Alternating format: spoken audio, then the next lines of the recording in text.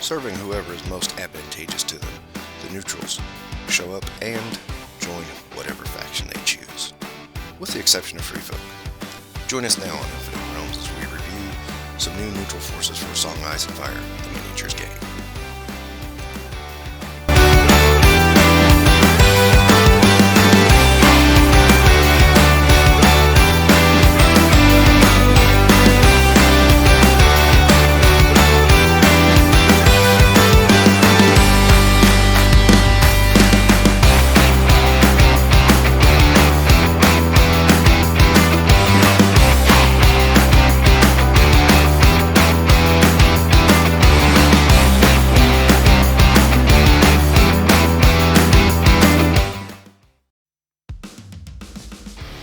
So first up is the Bloody Mummer Zorse Riders.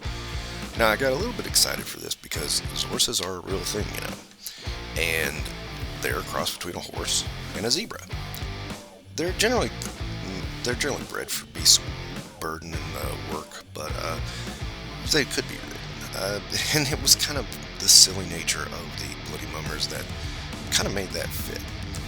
I generally like these sculpts, except for the guy with the knife. I don't get that one. How does cavalry guy have a knife?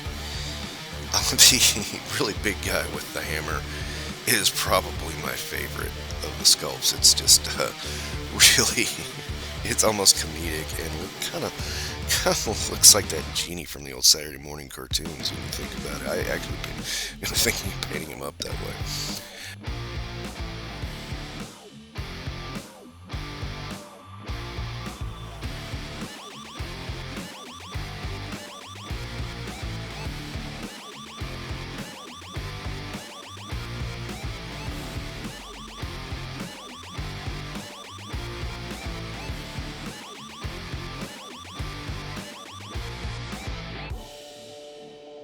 As a unit, I got great hits, +3 to hit, crappy defense on +5, fair morale, +7. So, they're not terrible, but they're not great. Good hit and run force is what they're good for. And of course, being cavalry, they get extra movement. If attacking the flank, you can add attack dice or critical blow, or defender loses all their abilities. That can be very useful with several different units. So that they are very useful in a certain way. They're not the best in the world, but they're not the worst by far. I would have to give these guys about 4 stars. They're a good game piece, and the sculpts are pretty enjoyable, and they're not bad looking. They're going to be a pain to paint. I've got some downloaded pictures of Zorses I'm going to try to emulate and see what I can do. But yeah, that's going to be a little painful to paint.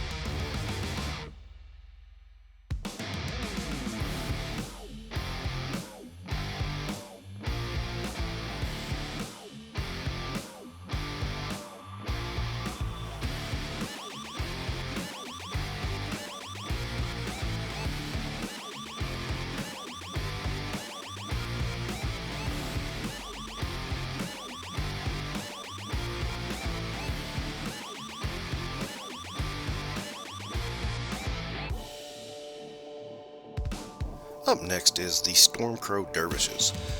They are an interesting unit. They have a really good attack, +3. Much better defense than the Bloody Mummers, +4. Still, not super armored, but armored pretty good. Their abilities are, ambush, that they get a success when they charge in the flank or rear.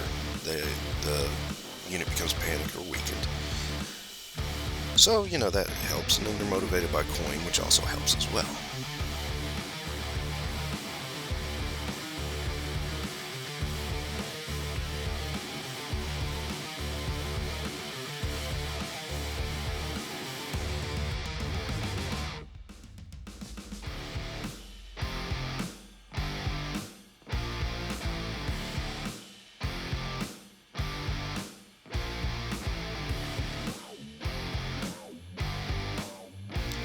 And of course, you can field them as either Targaryen or neutral, so that's kind of a plus.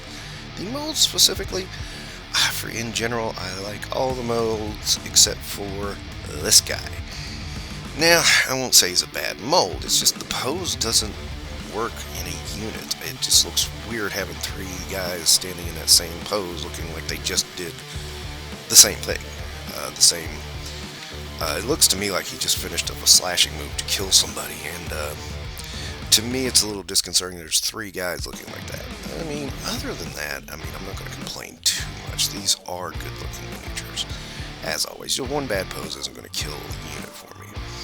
This also I will give about 4 stars to. This is a really good unit that is really interesting and has dual purposes. I mean, like I said, you can have them in Targaryen, and they can be a Targaryen unit, which becomes very important for that when you run the taxing stack, because some are specifically targeted to Targaryen. So you can have basically a neutral force with the advantage of getting those Targaryen bonuses. Or you can run them as neutral, and they're pretty useful there as neutrals as well.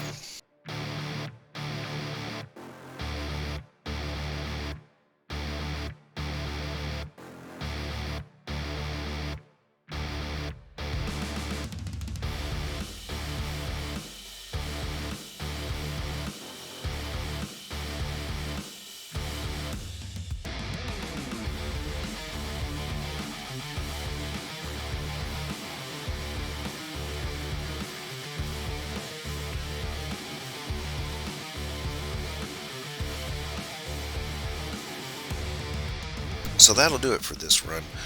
I've got a lot coming up. I got a big shipment coming in, so I'm gonna double up a little bit for the next little while just to get some of these out of the way and get the reviews done. And anyway, that's it for Infinite Realms. Don't forget to like and subscribe.